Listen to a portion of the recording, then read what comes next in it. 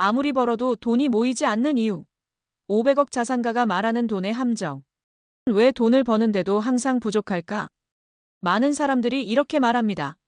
월급이 오르면 좀 나아질 줄 알았는데 돈이 모이지 않아요.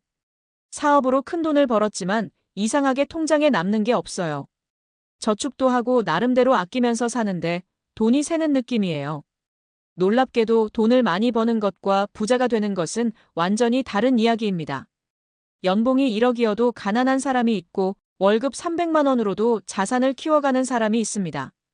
즉, 돈을 얼마나 버느냐가 아니라 돈을 어떻게 다루느냐가 중요합니다. 오늘은 500억 자산가가 직접 경험한 돈의 함정을 이야기해 보겠습니다. 돈이 모이지 않는 사람들의 공통적인 실수는 무엇인지, 그 함정을 피하려면 어떻게 해야 하는지 알아보겠습니다. 이 글을 끝까지 읽으면 돈을 다루는 법을 깨닫고 돈이 모이기 시작하는 경험을 하게 될 것입니다. 1. 돈을 버는 것만 신경 쓰고 흐름을 통제하지 않는다. 돈은 버는 것보다 다루는 것이 중요하다. 많은 사람들은 돈을 많이 벌면 자연스럽게 부자가 될 거라고 생각합니다. 하지만 돈이 들어오는 것만큼 어디로 나가는지를 모르면 돈은 사라집니다. 사례 1. 사업으로 돈을 벌었지만 결국 망한 A씨와 흐름을 통제한 B씨. A씨는 사업이 잘 되면서 연 매출 10억을 찍었습니다. 하지만 수익이 늘어날수록 지출도 함께 늘어났습니다. 결국 몇 년 후 사업이 흔들리면서 저축도 자산도 없는 상태가 되었습니다.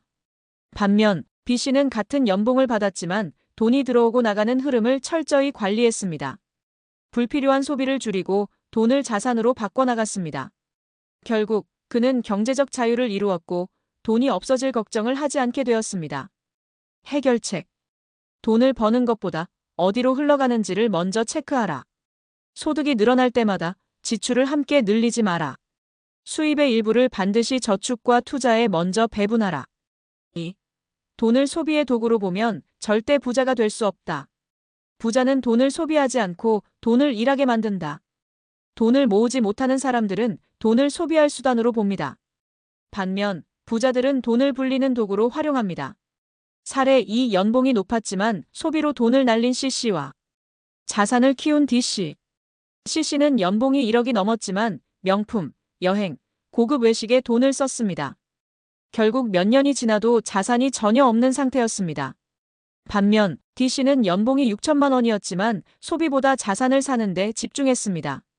그는 부동산, 배당주, 사업 등에 투자하면서 돈이 저절로 불어나는 구조를 만들었습니다.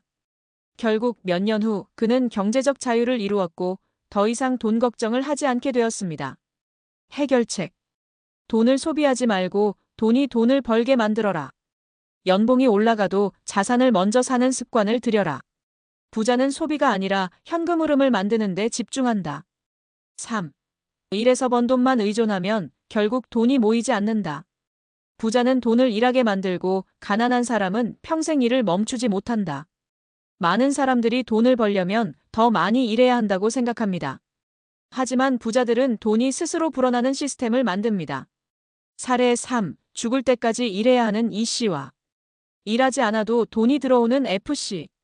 E씨는 연봉이 높았지만 모든 수입이 자신의 노동에서 나왔습니다. 결국 일을 멈추는 순간 돈도 멈추게 되었습니다.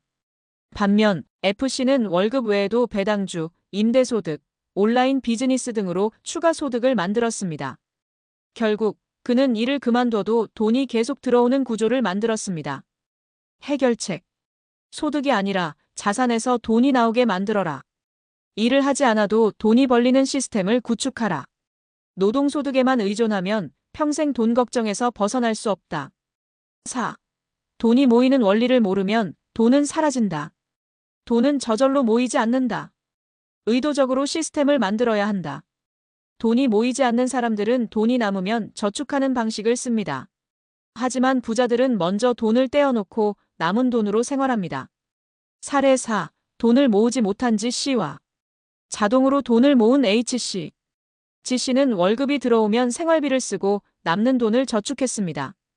하지만 예상치 못한 지출이 많아 항상 돈이 남지 않았습니다. 반면 H씨는 월급이 들어오면 가장 먼저 30%를 저축과 투자로 보냈습니다. 그 결과 시간이 지날수록 자연스럽게 돈이 모였습니다. 해결책.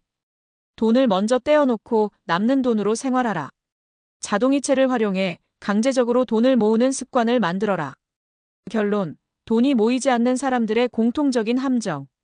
1. 돈을 버는 것만 신경 쓰고 흐름을 통제하지 않는다. 2. 돈을 소비의 도구로 사용하고 자산으로 바꾸지 않는다. 3. 일에서 번 돈만 의존하고 돈이 일하게 하지 않는다. 4. 돈이 모이는 원리를 이해하지 못하고 무계획적으로 저축한다. 당신은 지금 어떤 방식으로 돈을 관리하고 있나요? 돈을 다루는 방식을 바꾸면 돈이 모이는 인생이 시작됩니다. 오늘부터 돈을 다루는 방식을 바꿔보세요. 당신도 부자가 될 수 있습니다.